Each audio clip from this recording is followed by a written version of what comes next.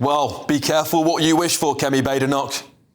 What I'm doing is turning the Conservative Party into the traditional, authentic conservatism that people recognise. And that's going to mean taking some tough decisions.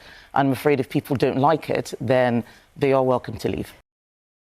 The Conservative Party is over. Over as a national party, over as the opposition to the left. That is the cry from Danny Kruger MP, a shadow Tory minister who has sensationally defected to Reform UK today, the first sitting MP to do so, little after a year since the general election. He's the son of Prue Leith, the baking queen from the Great British Bake Off. But don't let the scones fool you. He's baked his own path in politics. Educated at Eton and Oxford, Kruger served as a speechwriter and political secretary to Boris Johnson during his time as London Mayor and later in Number 10. Elected as the Conservative MP in 2019, now redrawn as Wiltshire, East Wiltshire, he's been a vocal social conservative championing family values, faith and a hardline stance on issues like abortion and immigration.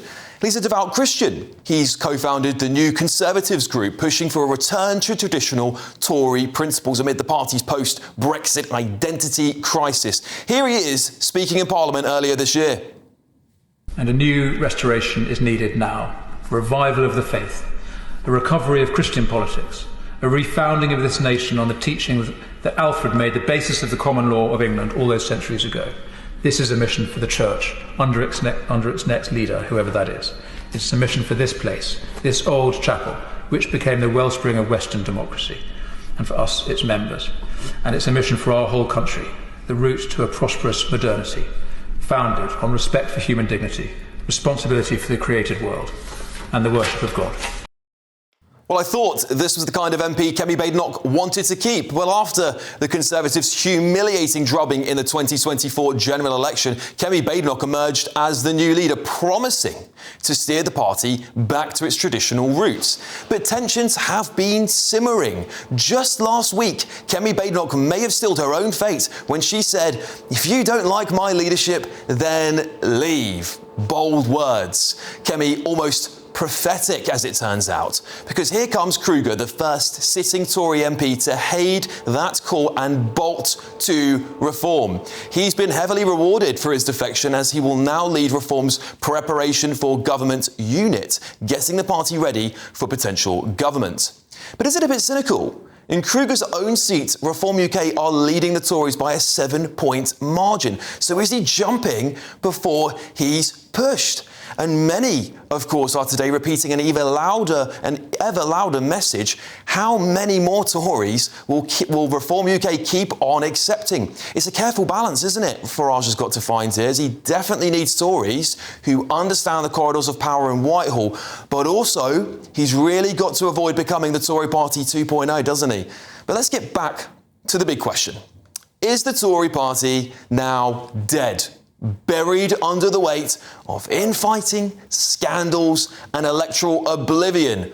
Once the natural party of government, reduced to a rump of 121 MPs, polling at an abysmal average of 17%, watching as Reform UK nips at their heels with just 5 seats and, of course, a dream of many more. Is this symptomatic of a deeper rot in Kemi Badenoch's slow and steady leadership, with many people criticising her lacklustre PMQ's performances as an example of that? Well, it seems to me Reform UK is clearly trying to position itself as the true heir to Thatcherism for the Conservative right. And now with Kruger gone and whispers of many more to follow, is Kemi Badenoch toast? Is it time to let the Conservative Party die? Well, before I get the thoughts of my panel, I'm now joined by former Conservative Justice Secretary Sir Robert Buckland.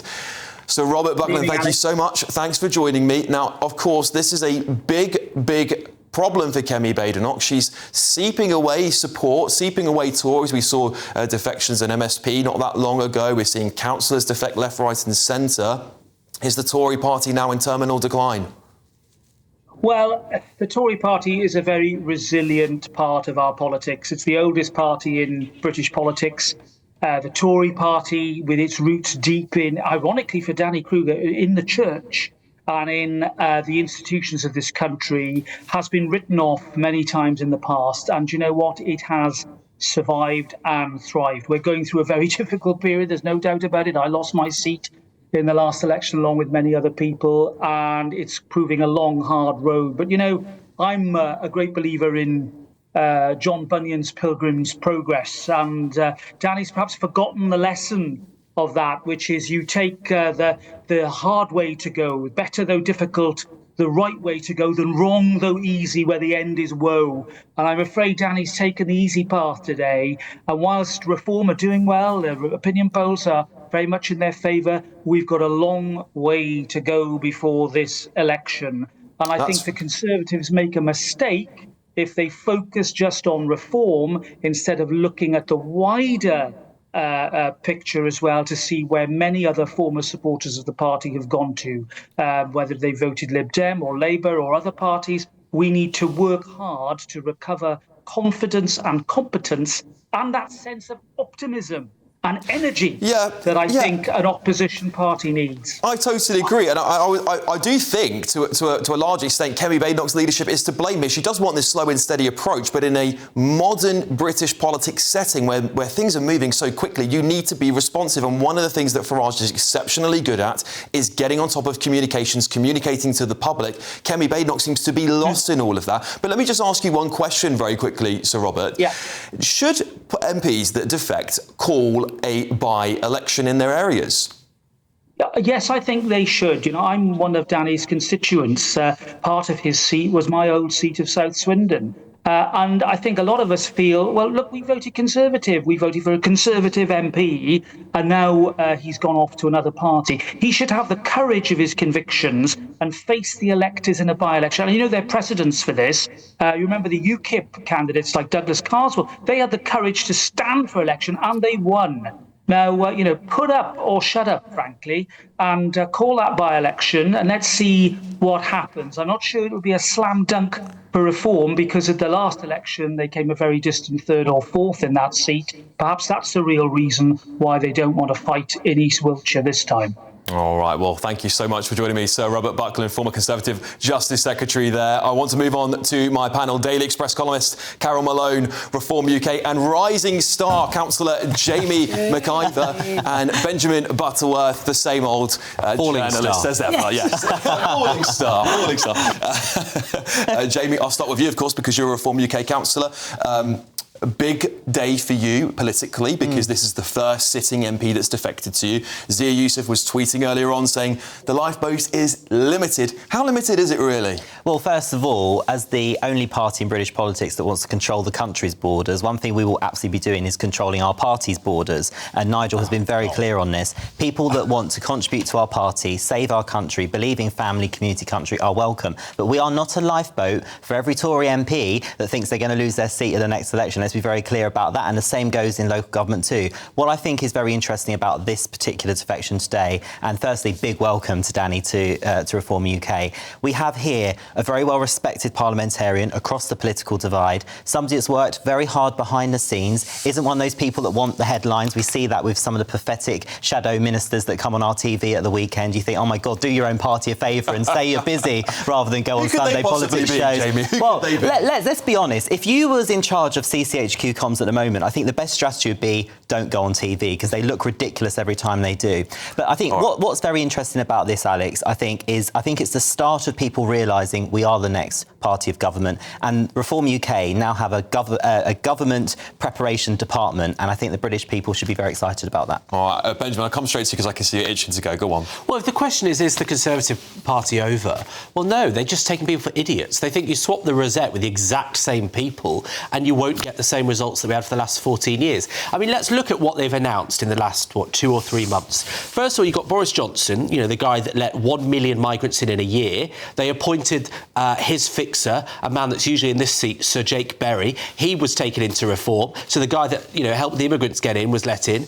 And then you had Nadine Dorries. They said we're against the Online Safety Act. So they brought in the Conservative minister that wrote the Online Safety Act. And then now today you've got Danny Kruger, the guy that was the speechwriter writer for David Cameron about Hugger Husky or whatever it was he was going on about it. Right? And the other thing about Danny Kruger, you had 5 Tory Prime Ministers, 14 years, and he was almost the only Tory MP to never get a government job, which tells you something about what those close to him. Hands are clean. Can I just to finish? Let him finish. It is. I'm on the left, right? But I feel sorry for those right-wing people putting their faith in reform because the elite of reform are taking them for idiots. They think they can just give them Tories and they won't notice. Go on, Carol. This guy, Danny Kruger, is totally different from the other people you just mentioned. He's a serious political operator who has a lot to lose. He's in a very safe seat in East Wiltshire, and that is a traditional Tory seat, so he would not have lost that seat. He's got more to lose than Jake, with the huges of respect to him, and then Nadine Dorries or Andrea Jenkins, because they didn't have seats. He has.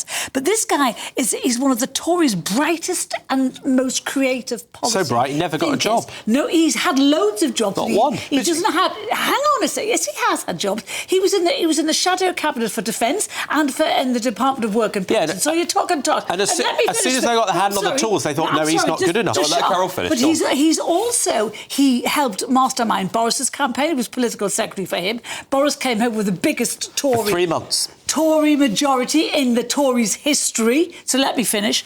But also this guy, when you say are the Tories finished, yes, they are, because if he says they are, you have to believe they are, because he believes he's a conservative, and he believes in everything that the people who believe in reform believe in. He loves Britain, its history, its institutions, and he wants to save all of those, and he wants to secure our vote. He's perfect for reform. All right. Different class from Jamie, I want to come back to you because I take what Benjamin's saying. He didn't have a job, at least a good job in any previous. He didn't. Hang on. But is there? As he said, not a good job. Hang on, because my point was going to be: is it because the Tories just went so liberal that they didn't want someone as conservative-minded as Danny Kruger, because he is what many would describe as quite a philosophical conservative, which they seem to have moved very, very far away from. Well, I know from my own experience in the Conservative Party when I was a member of it that anybody that is a bit too conservative gets shut up, basically. So I can imagine somebody on the right of the Conservative Party never being considered for a job because they might accidentally one day share a conservative view. What I think is very interesting is the question is the Conservative Party dead? The Conservative Party was dead the minute Nigel Farage announced he was running in a general election for Clacton. The Conservative Party officially died. I think the death certificate was May's local elections when they lost control of all those county councils. And actually what we are now seeing is reform delivering in local government, which is giving the electorate a very good insight as to what will come of our national government. And I actually think now we have a department in our party preparing for government, the electorate are going to get very excited. And that's what Kruger is going to do. He's going to help prepare reform for government. But I think the reason this move is really dangerous for Kemi Badenoch is because what it's saying is his defection. It was only a year ago he said that Reform were a dangerous party. But this defection shows that the Reform is now above the respect threshold, and other people who are thinking of defecting will think, Danny Kruger's done it, we can do it now. OK, very, very briefly, I just want to ask you, is Kemi Badenoch toast at least by next year? Oh, yes. She was toast the day she got elected. I mean, you could hardly find someone... You look at Keir Starmer and think sometimes he really doesn't seem to have the right skill set. Kemi Badenoch is on a whole other level. A person whose job is to get attention so people listen, who refuses to talk to anyone and refuses to listen to anyone. She is just hopeless. And both her and Starmer... To be fair, I think anyone would flee that shit. Maybe they're all done at this point. I honestly think the two major parties are really going to struggle from here on out, because I think the public, Carol, very, very briefly, if you don't in 10 seconds, are fed up with them. What do you think? Yeah, they are, but both Badenoch and Starmer missed the rise of reform. They just kept on dismissing them as a party of racists. And here they are now 15 points ahead of Labour. Well, there we go.